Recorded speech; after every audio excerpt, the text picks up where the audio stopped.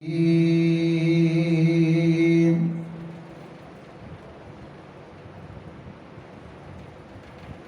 कवन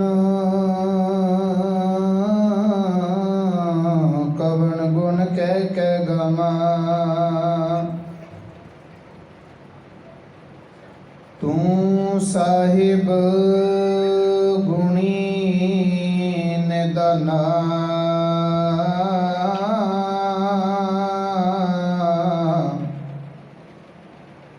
तुम्हारी महिमा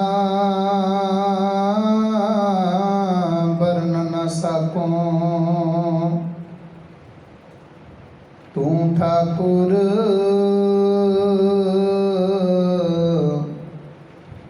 ऊच भगवाना।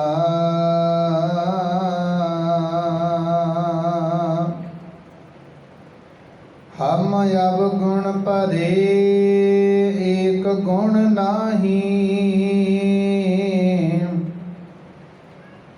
अमृत छाड़ बिखै बिख खाई।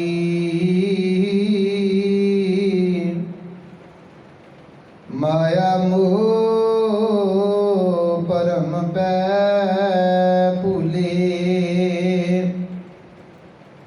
सुत दारा स्यों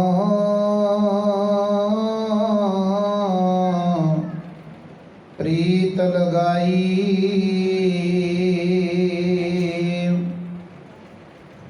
एक उत्तम पंथ सुनियो गुर संगत, ते मिलंत जम त्रास मिटाई। एक अरदास पाठ कीरत की, गुर रामदास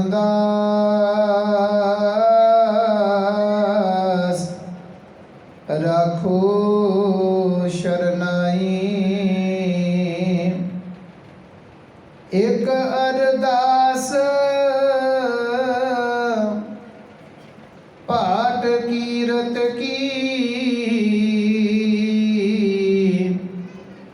गुरु रामदास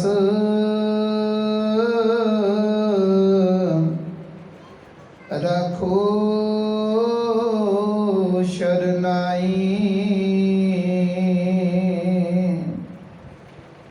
वाहिगुरु जी का खालसा, वाहिगुरु जी की फतेह। परम सन्मानयोग सतगुरु धन धन साहिब श्री गुरु ग्रंथ साहिब महाराज जी, जिन्हां दी पावन अते पवित्र हजूरी अंदर रात्रि दे दीवाना विच हाजरियां भर के गुरबाणी पढ़ सुन के सत संगत करके अपना मनुखा जीवन सफला कर रहे अति सत्कारयोग गुरु सवारे सत संगी जनों, आओ सतगुरां दी किरपा दे सदका पावन बाणी दे शब्द कीर्तन आप जी ने बड़े प्यार दे नाल श्रवण कीते ने। आओ इसे तरह जो कल रोज तो लैके चौथे पातशाह धन धन साहिब श्री गुरु रामदास महाराज जी दे पावन जीवन दियां अमोलक विचारां दी सांझ पाण दा उपराला सतगुरां ने बख्शी कीता है। आओ सतगुरां दे पावन जीवन दे अगलेरे पल सारे जने मिल के विचारन दा यतन करिए। कल तक आप जी ने श्रवण किया है कि चूना मंडी लाहौर विखे सतगुरु धन धन साहिब श्री गुरु रामदास महाराज जी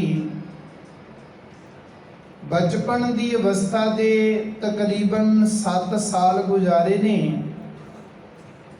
इन्हां 7 सालां दे विच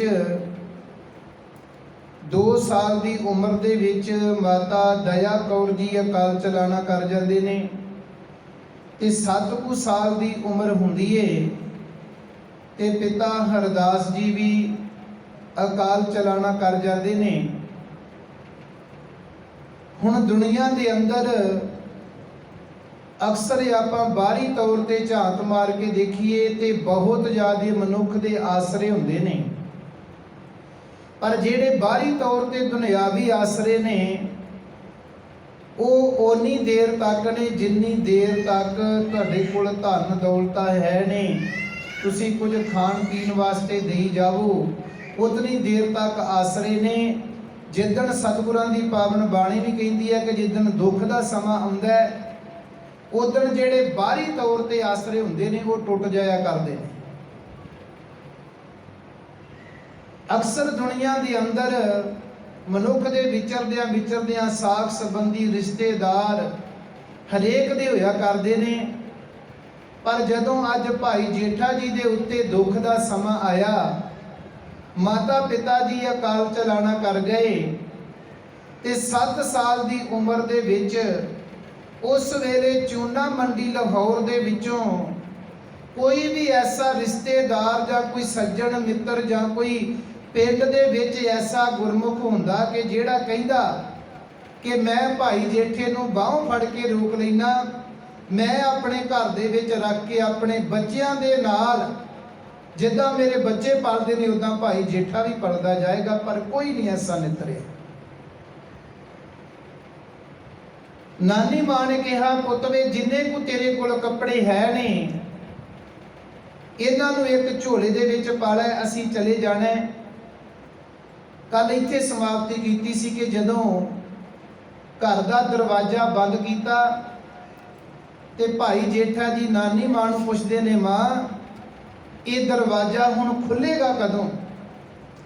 ਤੇ ਨਾਨੀ ਮਾਂ ਨੇ ਗੱਲ ਵਕੜੀ ਦੇ ਵਿੱਚ ਲੈ ਕੇ ਰੋਂਦਿਆਂ ਹੋਇਆਂ ਕਿਹਾ ਸੀ, ਪੁੱਤ ਵੇ ਜਿਹੜੇ ਰੱਬ ਨੇ ਇਹ ਦਰਵਾਜ਼ਾ ਬੰਦ ਕੀਤਾ ਹੈ ਹੁਣ ਉਹ ਹੀ ਜਾਣਦਾ ਹੈ ਕਿ ਇਹ ਦਰਵਾਜ਼ਾ ਕਦੋਂ ਖੁੱਲ ਸਕਦਾ ਹੈ।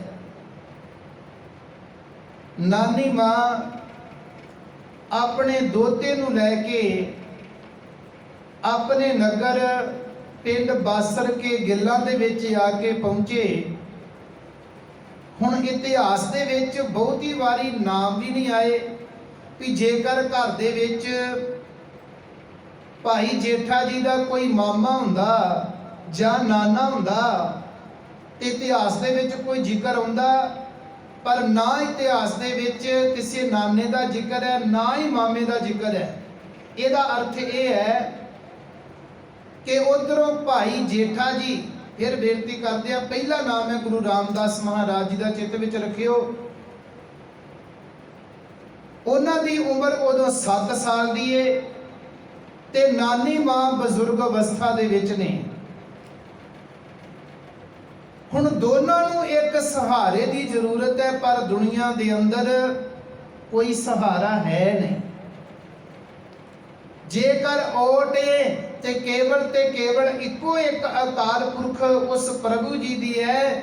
ਜਦੋਂ ਵੀ ਮਾਂ ਕਿਤੇ ਆਪਣੇ ਦੋਤੇ ਨੂੰ ਭਾਈ ਜੇਠਾ ਜੀ ਨੂੰ ਕਿਤੇ ਦੁਖੀ ਹੋਇਆ ਦੇਖਦੀ ਏ ਤੇ ਉਦੋਂ ਹੀ ਗੱਲ ਬੱਕੜੀ ਦੇ ਵਿੱਚ ਲੈ ਕੇ ਉਹ ਰੱਬ ਜੀ ਦੇ ਅੱਗੇ, ਸਤਿਗੁਰੂ ਦੇ ਅੱਗੇ ਅਰਦਾਸ ਬੇਨਤੀ ਕਰਦੀ ਏ। ਕੁਝ ਦਿਨ ਹੋਏ, ਹੋ ਸਕਦਾ ਹੈ ਨਗਰ ਦੇ ਲੋਕ ਆਏ ਹੋਣ, ਕਿਉਂਕਿ ਅਸੀਂ ਆਪਣੇ ਮੁਤਾਬਕ ਵਿਚਾਰਨ ਦਾ ਯਤਨ ਕਰੀਏ ਤੇ ਬਹੁਤ ਵੱਡਾ ਕਹਿਰ ਸੀ ਕਿ 7 ਸਾਲ ਦੀ ਉਮਰ ਦੇ ਤੱਕ ਕੋਈ ਬੱਚਾ ਯਤੀਮ ਹੋ ਜਾਵੇ, ਕਿਸੇ ਬਜ਼ੁਰਗ ਮਾਂ ਦੀ ਧੀ ਤੇ ਜਵਾਈ ਦੋਨੋਂ ਹੀ ਦੁਨੀਆ ਤੋਂ ਅਕਾਲ ਚਲਾਣਾ ਕਰ ਜਾਣ। ਨਗਰ ਦੇ ਲੋਕ ਆਏ, ਅਫਸੋਸ ਜਤਾਇਆ। ਕੁਝ ਦਿਨ ਬੀਤੇ, ਬਾਹਰ ਗਲੀ ਦੇ ਵਿੱਚ ਕੁਝ ਬੱਚਿਆਂ ਦੇ ਖੇਡਣ ਦੀ ਆਵਾਜ਼ ਆਉਂਦੀ ਏ। ਭਾਈ ਜੇਠਾ ਜੀ ਨਾਨੀ ਮਾਂ ਨੂੰ ਕਹਿਣ ਲੱਗੇ, ਮਾਂ ਬਾਹਰ ਬੱਚੇ ਖੇਡ ਰਹੇ ਨੇ ਤੇ ਮੈਂ ਵੀ ਉਹਨਾਂ ਬੱਚਿਆਂ ਦੇ ਨਾਲ ਜਾ ਕੇ ਖੇਡ ਲਵਾਂ। ਮਾਂ ਕਹਿਣ ਲੱਗੀ, ਪੁੱਤ ਵੇ ਹੁਣ ਆਪਣੇ ਜੀਵਨ ਦੀਆਂ ਉਦਾਸੀਆਂ ਨੂੰ ਤਿਆਗ ਦੇ, ਹੁਣ ਆਪਣੇ ਜੀਵਨ ਨੂੰ ਬਦਲਣ ਦੀ ਕੋਸ਼ਿਸ਼ ਕਰ, ਕਿਉਂਕਿ ਜੋ ਕੁਝ ਤੇਰੇ ਨਾਲ ਹੋਣਾ ਵਰਤਣਾ ਸੀ ਉਹ ਕੁਝ ਹੋ ਚੁੱਕਿਆ ਹੈ। ਹੁਣ ਆਪਣੇ ਜੀਵਨ ਨੂੰ ਬਦਲ, ਹੁਣ ਆਪਣਾ ਜੀਵਨ ਸਵਾਰ, ਆਪਣੇ ਜੀਵਨ ਦੇ ਅੰਦਰੋਂ ਉਦਾਸੀਆਂ ਤਿਆਗ ਦੇ। ਜਾ ਪੁੱਤ ਵੇ, ਬਾਹਰ ਬੱਚੇ ਖੇਡ ਰਹੇ ਨੇ, ਤੂੰ ਵੀ ਉਹਨਾਂ ਦੇ ਨਾਲ ਜਾ ਕੇ ਖੇਡ ਕੇ ਆ। ਭਾਈ ਜੇਠਾ ਜੀ ਬਾਹਰ ਬੱਚਿਆਂ ਦੇ ਨਾਲ ਖੇਡਣ ਵਾਸਤੇ ਗਏ। ਨਾਨੀ ਮਾਂ ਘਰ ਦੇ ਵਿੱਚ ਕੰਮ ਕਾਜ ਦੇ ਵਿੱਚ ਜੁੜ ਗਈ। ਕੁਝ ਕੁ ਸਮਾਂ ਬਤੀਤ ਹੋਇਆ। ਨਾਨੀ ਮਾਂ ਕੰਮ ਕਰਦਿਆਂ ਕਰਦਿਆਂ ਜਦੋਂ ਬਾਹਰ ਵਿਹੜੇ ਦੇ ਵਿੱਚ ਝਾਤ ਮਾਰੀ ਤੇ ਭਾਈ ਜੇਠਾ ਜੀ ਕੱਲੇ ਮੰਜੇ ਦੇ ਉੱਤੇ ਆ ਕੇ ਬੈਠੇ ਨੇ। ਆ ਕੇ ਨਾਨੀ ਮਾਂ ਨੂੰ ਵੀ ਆਵਾਜ਼ ਨਹੀਂ ਮਾਰੀ। ਏਦਾਂ ਕਹਿ ਲਈਏ ਕਿ ਬਚਪਨ ਦੀ ਅਵਸਥਾ ਦੇ ਵਿੱਚ ਚੋਟ ਉੱਤੇ ਚੋਟ, ਵਾਰ ਤੋਂ ਵਾਰ ਚੋਟਾਂ ਜਿਹੜੀਆਂ ਨੇ ਉਹ ਪੈ ਰਹੀਆਂ। ਫਿਰ ਇੱਕ ਬੇਨਤੀ ਕਰਦੇ ਆ, ਜਦੋਂ ਆਪਾਂ ਬਚਨ ਪੜ੍ਹਦੇ ਆ ਨਾ ਰਾਮਕਲੀ ਰਾਗ ਦੇ ਵਿੱਚ, ਭਾਈ ਸੱਤਾ ਜੀ ਭਾਈ ਬਲਵੰਡ ਜੀ ਦਾ ਧੰਨ ਧੰਨ ਰਾਮਦਾਸ ਗੁਰ ਜਿਨ ਸਿਰਿਆ ਤਿਨੈ ਸਵਾਰਿਆ। ਧੰਨ ਗੁਰੂ ਰਾਮਦਾਸ ਮਹਾਰਾਜ ਜੀ, ਤੈਨੂੰ ਜਿੰਨੇ ਪੈਦਾ ਕੀਤਾ ਦੁਨੀਆ ਦੇ ਅੰਦਰ, ਤੈਨੂੰ ਓਨਾ ਹੀ ਸੋਹਣਾ ਬਣਾਇਆ, ਤੈਨੂੰ ਓਨਾ ਹੀ ਸਵਾਰਿਆ। ਭਾਵ ਤੈਨੂੰ ਦੁਨੀਆ ਦੇ ਵਿੱਚ ਭੇਜਣ ਵਾਲੇ ਅਕਾਲ ਪੁਰਖ ਉਸ ਪ੍ਰਭੂ ਜੀ ਨੇ ਪੈਦਾ ਵੀ ਕੀਤਾ ਤੇ ਤੈਨੂੰ ਸੋਹਣਾ ਵੀ ਬਣਾਇਆ। ਦੁਨੀਆ ਦੇ ਅੰਦਰ ਝਾਤ ਮਾਰ ਕੇ ਦੇਖਿਓ, ਕਿਸੇ ਨੂੰ ਕਿਸੇ ਦੀ ਮਾਂ ਬਾਪ ਨੇ ਸਵਾਰਿਆ, ਕਿਸੇ ਨੇ ਕਿਸੇ ਦੇ ਰਿਸ਼ਤੇਦਾਰ ਸਾਕ ਸੰਬੰਧੀ ਨੇ ਸਵਾਰਿਆ। ਪਰ ਧੰਨ ਗੁਰੂ ਰਾਮਦਾਸ ਮਹਾਰਾਜ ਜੀ, ਜਿਨ੍ਹਾਂ ਨੂੰ ਸਵਾਰਨ ਵਾਲਾ ਅਕਾਲ ਪੁਰਖ ਆਪ ਹੈ। ਇੱਥੇ ਇੱਕ ਹੋਰ ਬੇਨਤੀ ਕਰਾਂ, ਭਾਈ ਜੇਠਾ ਜੀ, ਗੁਰੂ ਰਾਮਦਾਸ ਮਹਾਰਾਜ ਜੀ, ਤੁਹਾਨੂੰ ਅਕਾਲ ਪੁਰਖ ਪ੍ਰਭੂ ਜੀ ਨੇ ਕਿਵੇਂ ਸਵਾਰ ਦਿੱਤਾ?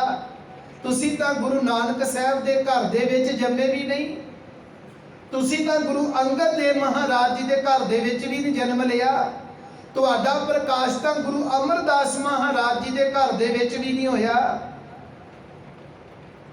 ਪਰ ਸਤਿਗੁਰਾਂ ਨੇ ਨਾਲ ਹੀ ਅੱਗੇ ਸ਼ਬਦ ਦੇ ਵਿੱਚ ਬਖਸ਼ ਕੀਤੀ, ਪੂਰੀ ਹੋਈ ਕਰਾਮਾਤ ਆਪ ਸਿਰਜਣਹਾਰੈ ਧਾਰਿਆ। ਇਹ ਕੋਈ ਕਰਾਮਾਤ ਦੇ ਨਾਲੋਂ ਘੱਟ ਨਹੀਂ ਹੈ। ਦੁਨੀਆ ਦੇ ਅੰਦਰ ਕੋਈ ਕਰਾਮਾਤ ਦੇ ਨਾਲੋਂ ਇਹ ਘੱਟ ਨਹੀਂ ਕਿ 7 ਸਾਲ ਦੀ ਉਮਰ ਦੇ ਵਿੱਚ ਕੋਈ ਬੱਚਾ ਯਤੀਮ ਹੋ ਜਾਵੇ ਤੇ ਆਉਣ ਵਾਲੇ ਸਮੇਂ ਦੇ ਵਿੱਚ ਦੁਨੀਆ ਦਾ ਬਾਦਸ਼ਾਹਾਂ ਦਾ ਪਾਤਸ਼ਾਹ ਬਣ ਕੇ ਬਹਿ ਜਾਏ। ਇਹ ਕੋਈ ਕਰਾਮਾਤ ਦੇ ਨਾਲੋਂ ਘੱਟ ਨਹੀਂ ਸੀ। ਨਾਨੀ ਮਾਂ ਨੇ ਬਾਹਰ ਝਾਤ ਮਾਰੀ, ਦੇਖਿਆ ਕਿ ਭਾਈ ਜੇਠਾ ਕੱਲੇ ਮੰਜੇ ਉੱਤੇ ਬੈਠੇ ਨੇ। ਆ ਕੇ ਆਪਣੇ ਦੋਤੇ ਨੂੰ, ਆਪਣੇ ਬੱਚੇ ਨੂੰ ਪਿਆਰ ਕੀਤਾ। ਪੁੱਛਿਆ, ਪੁੱਤ ਵੇ ਤੂੰ ਤੇ ਬਾਹਰ ਬੱਚਿਆਂ ਦੇ ਨਾਲ ਖੇਡਣ ਗਿਆ ਸੀ।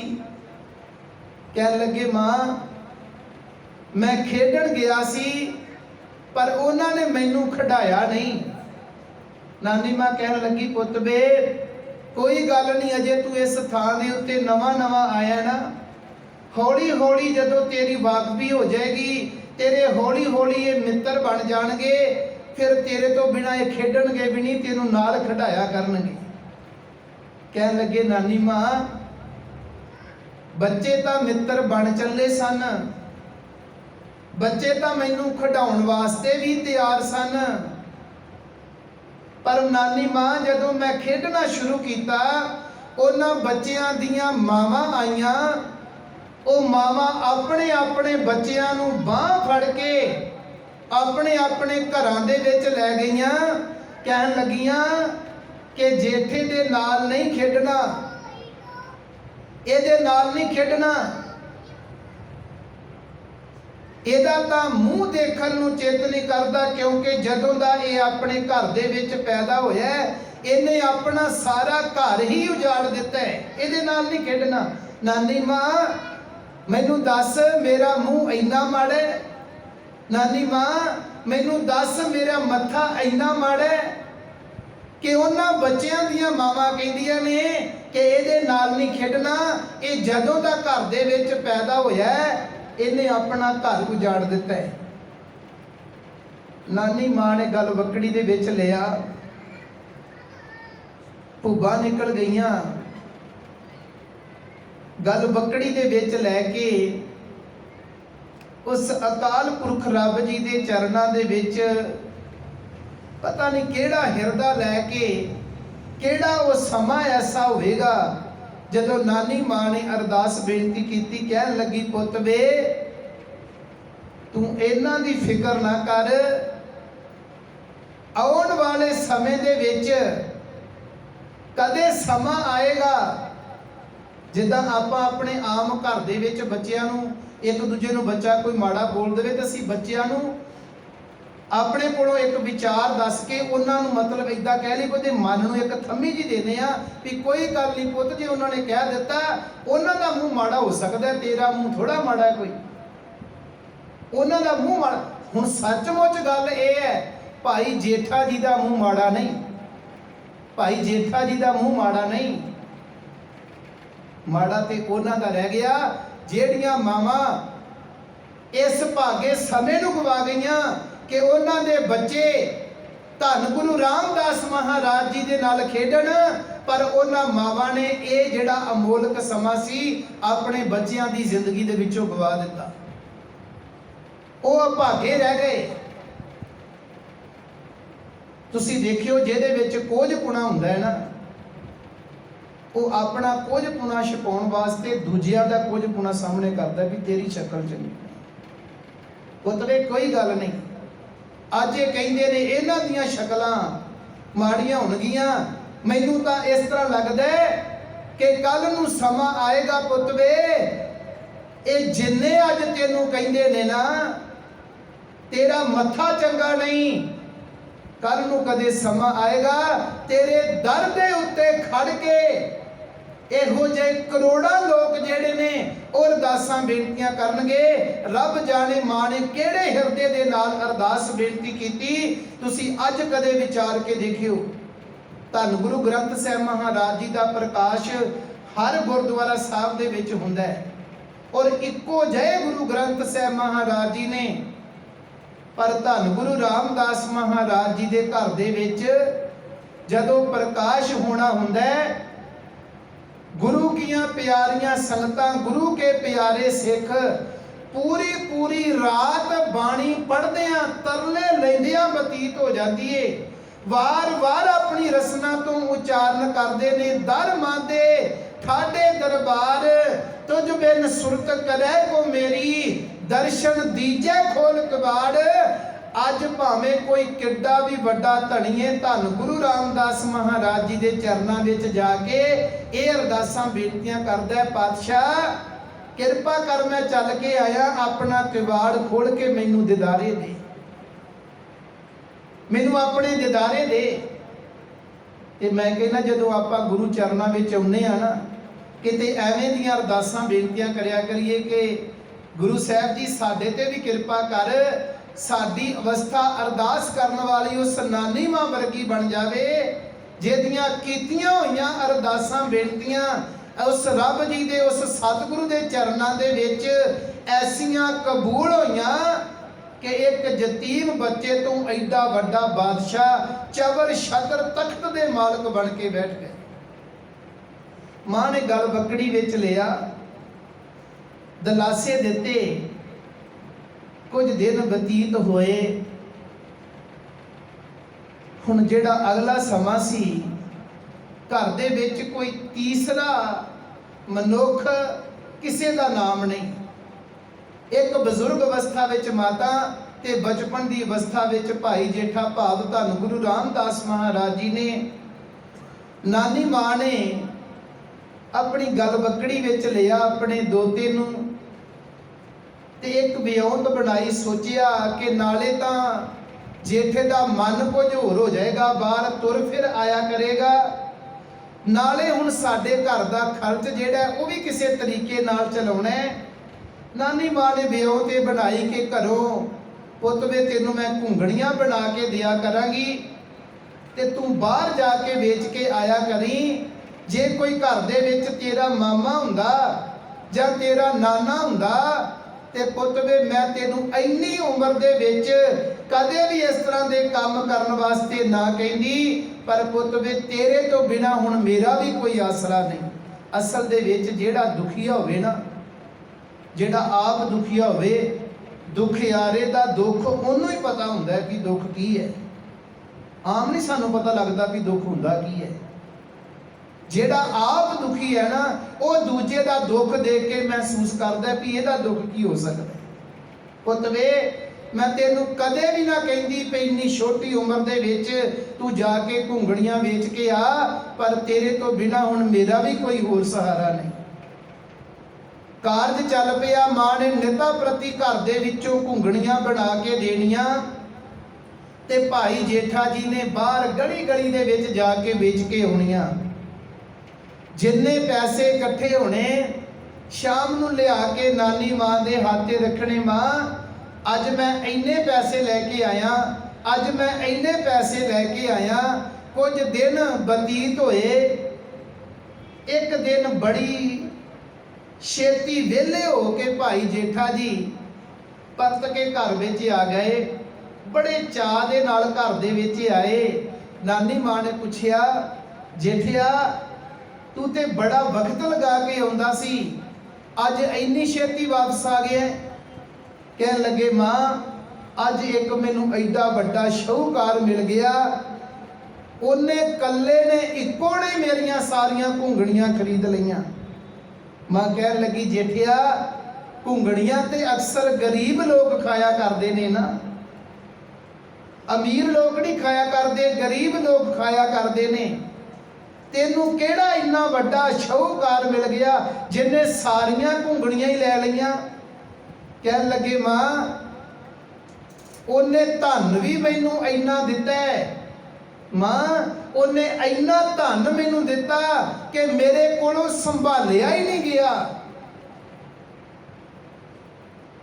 ਮਾਂ ਤੂੰ ਮੈਨੂੰ ਰੋਜ਼ ਦੱਸ ਕੇ ਭੇਜਦੀ ਹੈ ਨਾ, ਕੋਈ ਇੰਨੇ ਪੈਸੇ ਦੇਵੇ ਤੇ ਉਹਨੂੰ ਇੰਨੀਆਂ ਘੁੰਗਣੀਆਂ ਦੇਵੀਂ, ਕੋਈ ਇੰਨੇ ਪੈਸੇ ਦੇਵੇ ਤੇ ਉਹਨੂੰ ਬੁੱਕ ਭਰ ਕੇ ਦੇਵੀਂ, ਕੋਈ ਇੰਨੇ ਵੱਧ ਪੈਸੇ ਦੇਵੇ ਤੇ ਉਹਨੂੰ 2 ਬੁੱਕਾਂ ਪਾ ਕੇ ਦੇਈ। ਮਾਂ ਉਹ ਮੈਨੂੰ ਧਨ ਦਿੰਦੇ ਰਹੇ, ਉਹ ਮੈਨੂੰ ਧਨ ਦਿੰਦੇ ਰਹੇ, ਮੈਂ ਬੁੱਕਾਂ ਭਰ ਭਰ ਕੇ ਪਾਉਂਦਾ ਰਿਹਾ।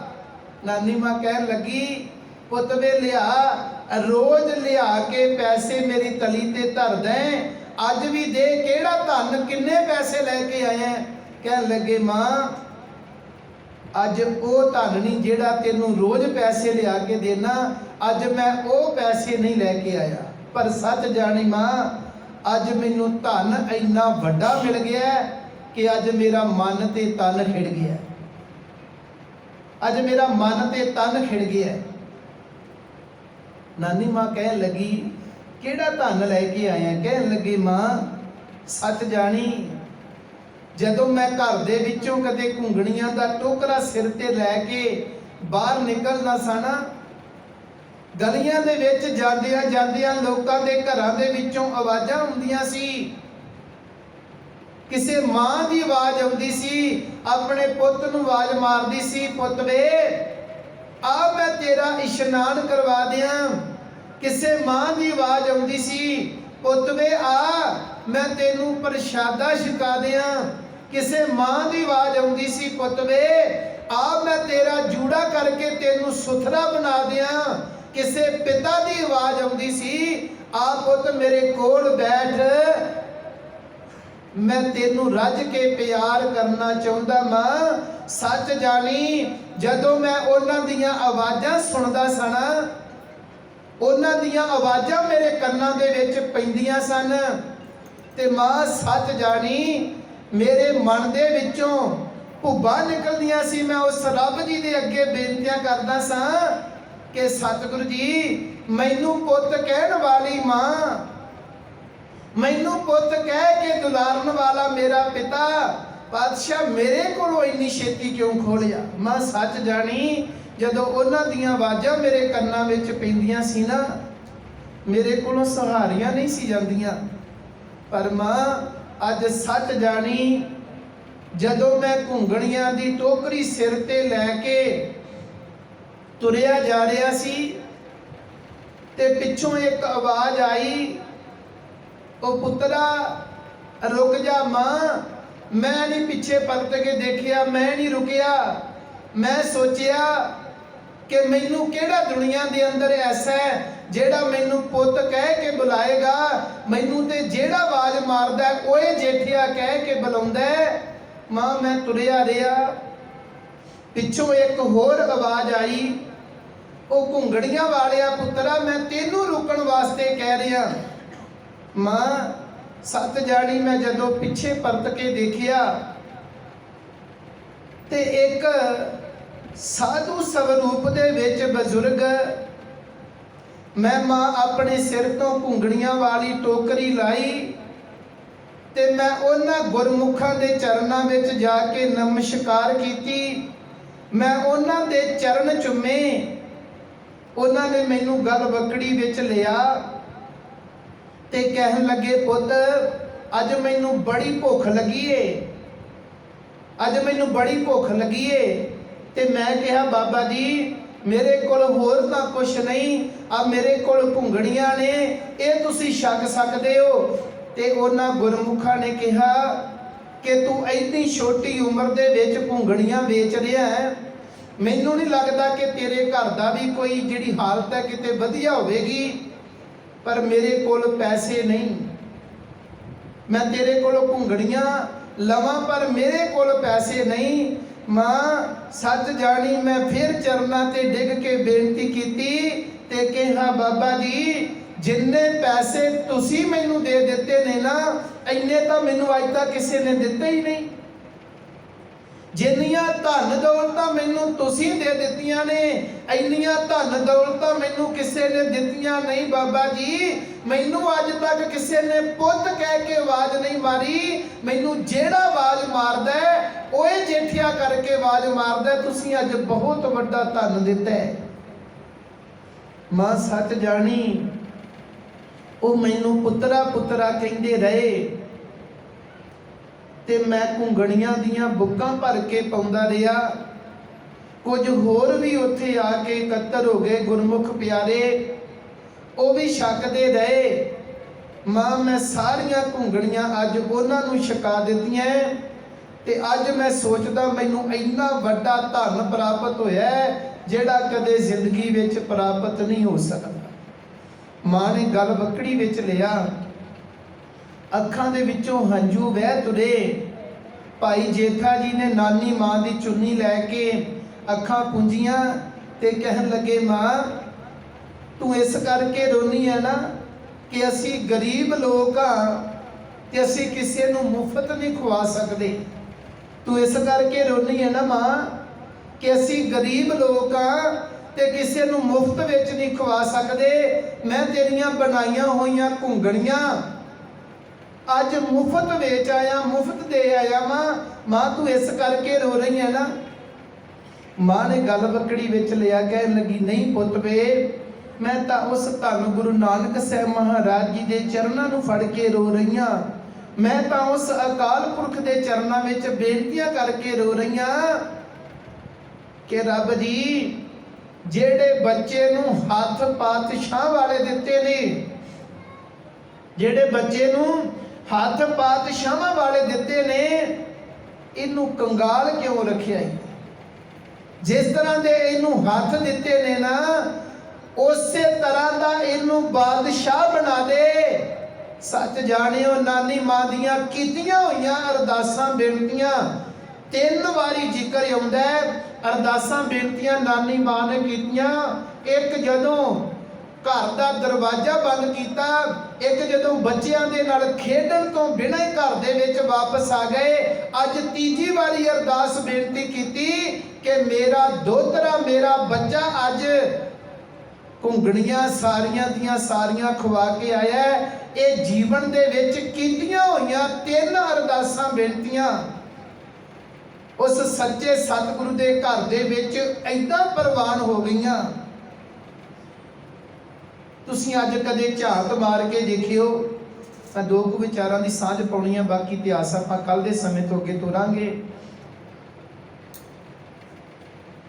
जिन्नू अज कहा जा रहा सी ना